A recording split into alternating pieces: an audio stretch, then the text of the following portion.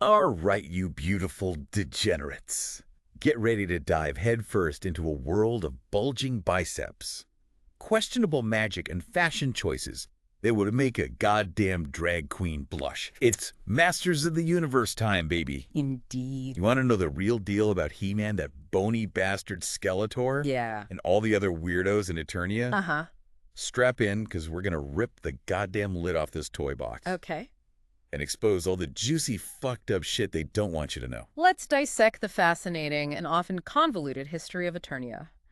We've got decades of action figures, comics, cartoons, and even a live-action movie that's so bad it could curdle milk.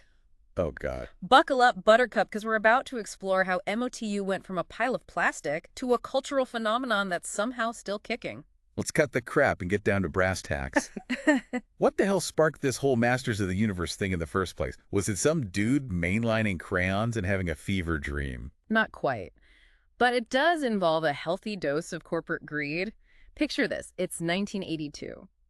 And Mattel, those toy-making bastards, see the success of Star Wars and G.I. Joe Oh, yeah. and think, hey, we want a piece of that action figure pie. So basically, some suits in a boardroom said, let's make our own line of badass warrior toys and rake in the dough. Pretty much. But here's where it gets interesting. You see, the original He-Man was almost a completely different beast.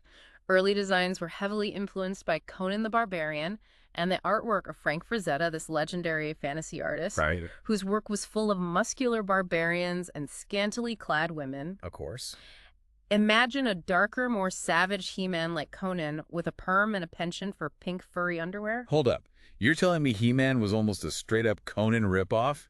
Those sneaky bastards. Well, Mattel actually got sued for copyright infringement by the Conan folks, but they managed to wriggle out of it by tweaking He-Man's design just enough to be legally distinct. Oh, sneaky. But the influence is definitely there, especially in those early mini-comics that came packed with the figures. Speaking of those mini-comics, that's where all that Eternia mumbo-jumbo started, right? It wasn't like some grand Tolkien-esque mythology from the get-go, was it? No way. The story of Eternia evolved piecemeal, almost haphazardly with each wave of toys. Wow. These mini-comics were basically the first draft of the He-Man Bible, introducing new characters, vehicles, and plot points with each release. Crazy. It was a wild west of continuity with storylines sometimes contradicting each other. Hell, even DC Comics got in on the action and started publishing their own mini-comics, which often diverged from the Mattel versions. So it was a total clusterfuck of lore in those early days. Sounds about right. But hey, at least it makes things interesting, right? So how did they go from these chaotic mini-comics to the cartoon that basically defined He-Man for a generation? That would be the 1983 animated series He-Man and the Masters of the Universe, produced by Filmation. Yep. Now, let's be real, the animation was about as smooth as a cheese grater, but it had a certain charm. More importantly, this is where the iconic voices, the cheesy-ass catchphrases, and the surprisingly diverse cast of characters were truly established. Yeah, you can't beat that classic Skeletor cackle, man. And let's not forget the most epic transformation sequence in cartoon history. By the power of Grayskull, I have the power. I still get goosebumps, even though I know it's cheesy as hell. Absolutely. The cartoon introduced key elements like Prince Adam, the wimpy alter ego of He-Man, Oh. Kringer transforming into the mighty Battle Cat, the bumbling but lovable wizard Orko, and the ever-so-evil Evelyn. Oh, yeah. It also fleshed out Eternia as a world, giving it its own history, culture, and even a surprising amount of political intrigue. Wait, political intrigue? Yes. In a cartoon about a dude in a furry loincloth punching robots. You're pulling my leg right. I shit you not. There were storylines dealing with environmental issues, social justice, even anti-war sentiment. Oh, wow. It wasn't all just smashing shit and flexing muscles. You have to Yeah. remember some of the writers on that show had worked on serious sci-fi shows like Star Trek and Babylon 5. So He-Man was woke before being woke was cool. Damn, I never realized how deep that shit went. But let's be real. The animation was still janky as hell, even for the time. True, the animation was limited by the technology and budget, but it had a certain Saturday morning charm, and you can't deny the impact it had. The show was a massive hit, spawning a merchandising empire that included everything from lunchboxes to bed sheets to goddamn Halloween costumes. Speaking of merchandising empires, what about He-Man's sister She-Ra? Was she always part of the plan, or did they just slap a wig on He-Man and call it a day?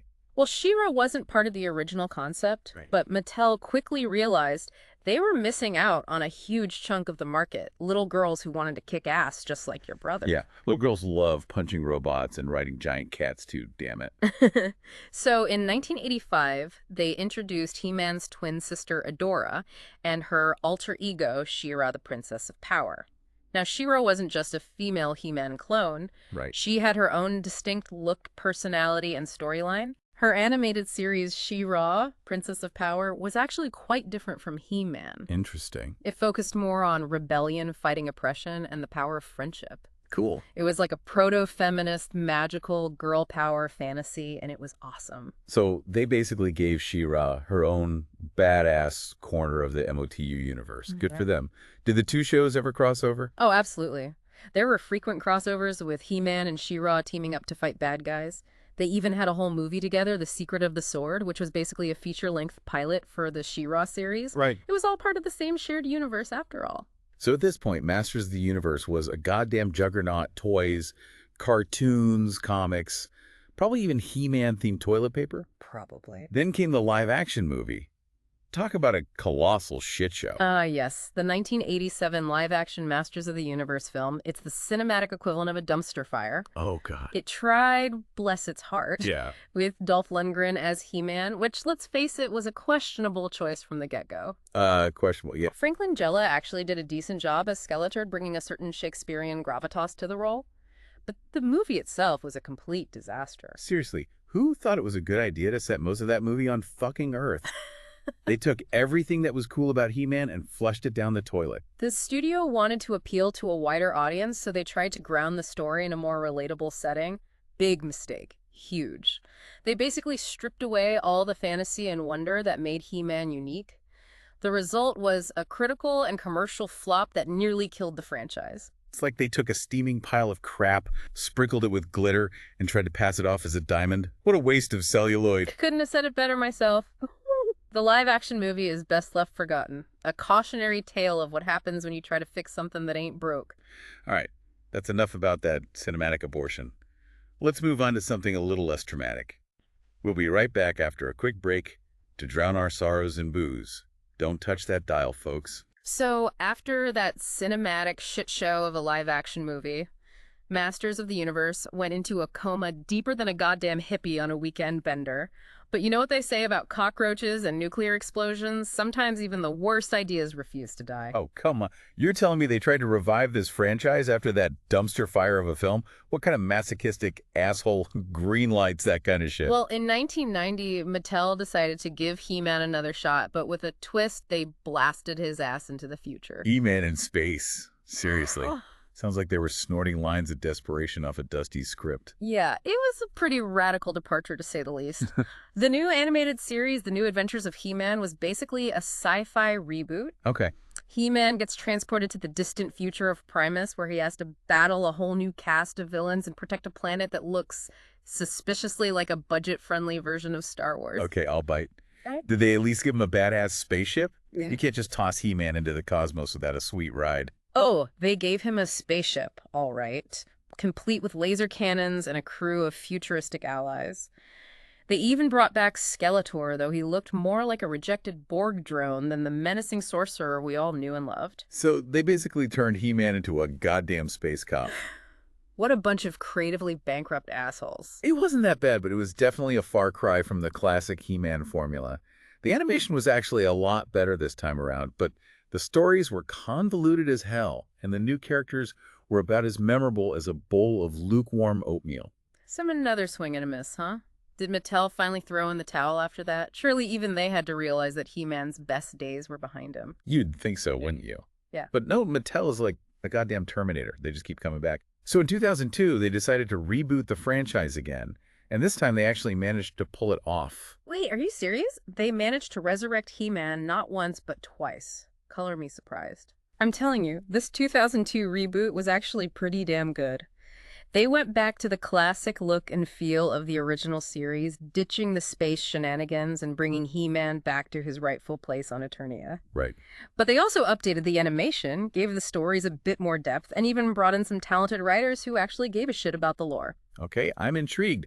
What did they do differently this time? Did they finally ditch those ridiculous furry underwear? No, the furry underwear stayed, unfortunately, but they made some smart choices, like bringing in the Four Horsemen Studios to design the new action figures. Okay. These guys were legends in the toy industry, known for their incredible sculpting and articulation. They gave the figures a more dynamic and detailed look while still staying true to the original designs. So they respected the source material while also giving it a modern makeover. Sounds promising. But did it actually work? Did kids actually give a shit about He-Man again? It was definitely a hit with fans of the original series, and the toy line was a huge success, especially with collectors. They even introduced some cool new villains like King Hiss and the Snake Man, who was creepy as fuck, but it didn't quite capture the mainstream audience like the 80s cartoon had. It was a solid effort, but it lacked that certain something to make it a true phenomenon. Yeah, so close yet so far. Sounds like Mattel just couldn't recapture that lightning in a bottle. So what happened next? Did they finally accept defeat and let He-Man ride off into the sunset? Not a chance. While the 2002 series was still running, they launched a new line of action figures called Masters of the Universe Classics. Oh, wow. This was a stroke of genius, really. These figures were high-quality, collector-focused pieces that paid homage to the original toy line while also updating the designs and adding new levels of articulation. They were basically the ultimate He-Man figures for hardcore fans. Ah, so they were targeting the nostalgic adults who grew up with He-Man and were willing to shell out big bucks for a piece of their childhood. Smart move. It was a brilliant strategy.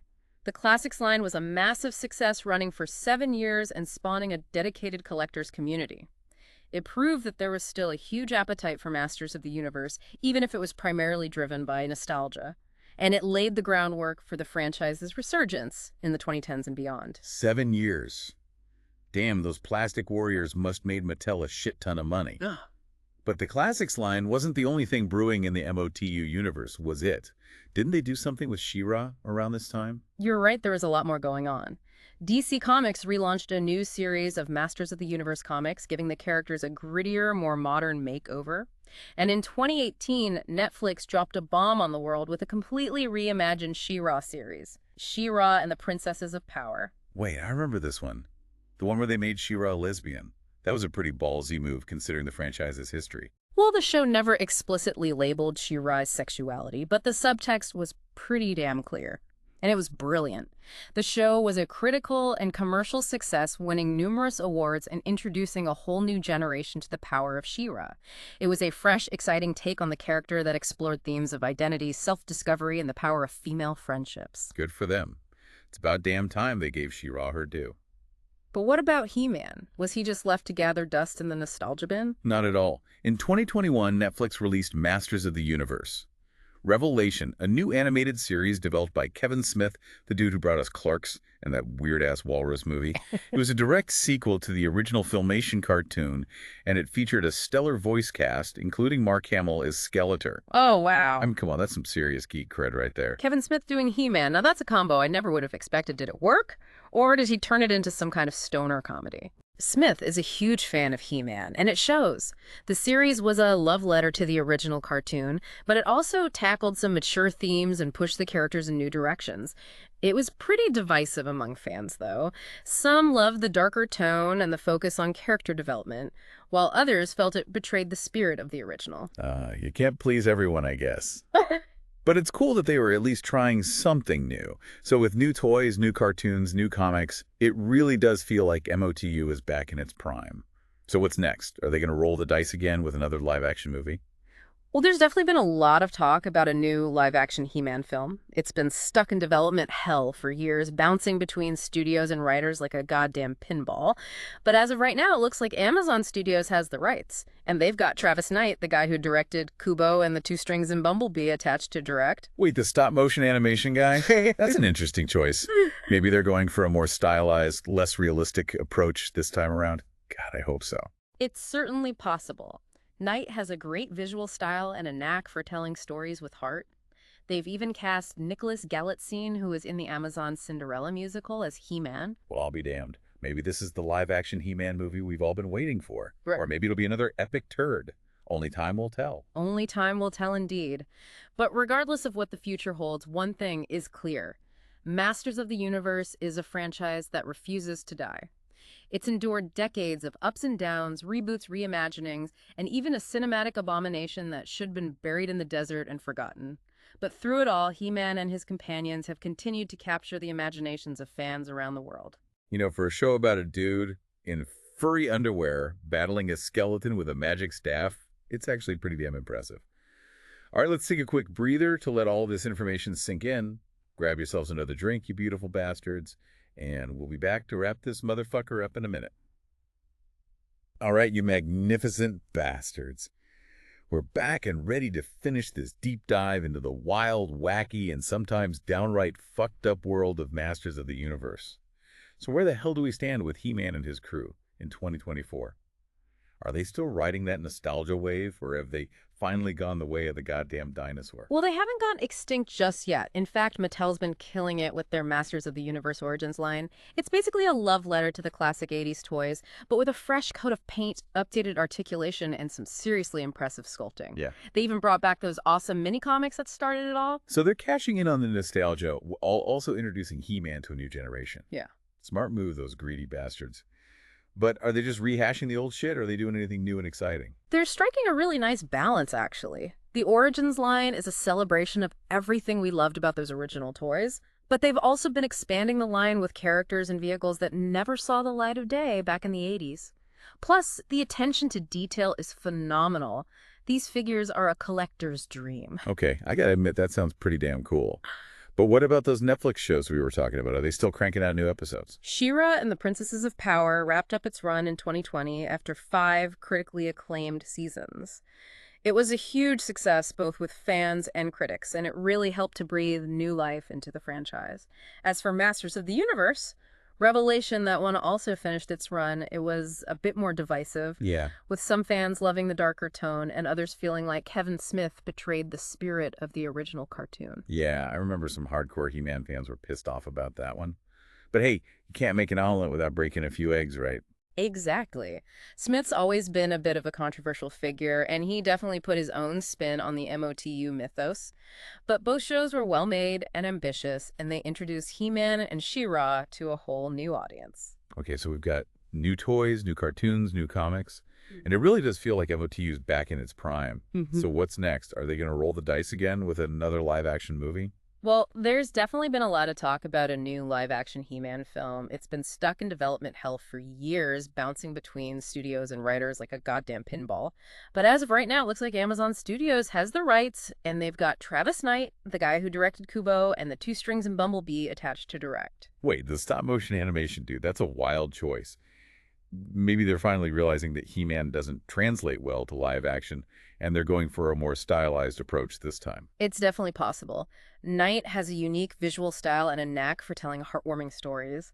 They've already cast Nicholas Galitzine, who was in the Amazon Cinderella musical, as He-Man. Well, I'll be damned. This could be the live-action He-Man movie we've all been waiting for. Or it could be another spectacular train wreck. Only time will tell.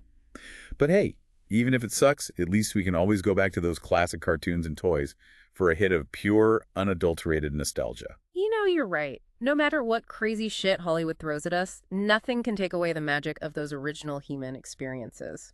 Whether you grew up watching the Filmation cartoon on Saturday mornings or playing with those iconic action figures in your backyard, Masters of the Universe holds a special place in a lot of people's hearts. It's a testament to the power of imagination, the enduring appeal of good versus evil, and the sheer absurdity of a dude in furry underwear fighting a skeleton with a magic staff. It's a story that's been told and retold for over 40 years, and it shows no signs of slowing down. And that, my friends, is the legacy of Masters of the Universe.